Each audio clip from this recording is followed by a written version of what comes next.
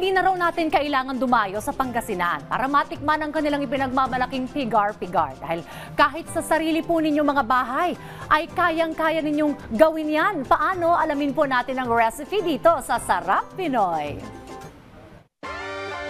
Ang pigar-pigar ay isang tanyag na pagkain mula sa rehiyon ng Pangasinan na may malalim na ugat sa kulturang lokal. Ang salitang pigar-pigar ay hango sa salitang Pangasinan na nangangahulugang turning over na tumutukoy sa proseso ng pagluluto ng karne na kinabibilangan ng pag-ikot o pagbaliktad ng mga sangkap habang ito ay niluluto. At upang turuan tayo kung paano magluto ng malinamnam na putahe na ito, ay makakasama natin si Chef Warren Lugod dito sa Sarap Pinoy. Umpisa na natin magluto ng pigar-pigar. Lagyan na natin ng mantika, oil. Lagyan na natin yung onion. So, ang luto na ito, separate siya eh. Pwede mong pagsama-samahin. Pwede namang sabay-sabay. Pwedeng hiwalay-hiwalay. So, ayan.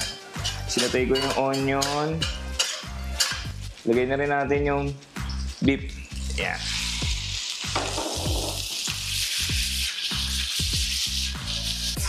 Nasaute na natin yung beef.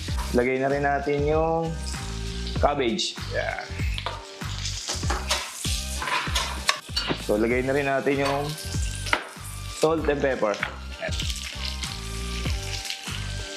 Halo na rin natin itong onion leeks. Ayan. Bali, ang panimpla lang dito, salt and pepper lang siya. So, gagawa mo lang siya ng sausawan na side na toit kalamansi. So, lagyan na rin natin ng green chili para medyo may kagat na konti. Ayan. Ganun lang kadali. Pwede na natin siyang i-plating.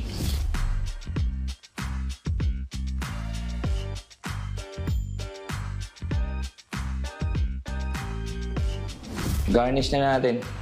Ayan.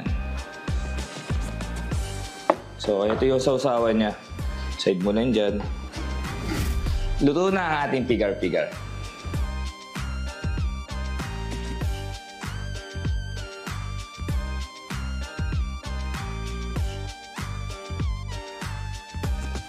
At yan ang ating special na dish ngayong araw na pigar-pigar.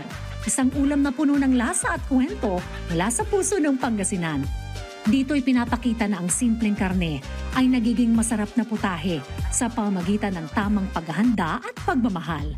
Kaya huwag kalimutan na subukan ito sa inyong mga tahanan dahil siguradong magiging hit ang pigar-pigar sa panlasa ng inyong pamilya.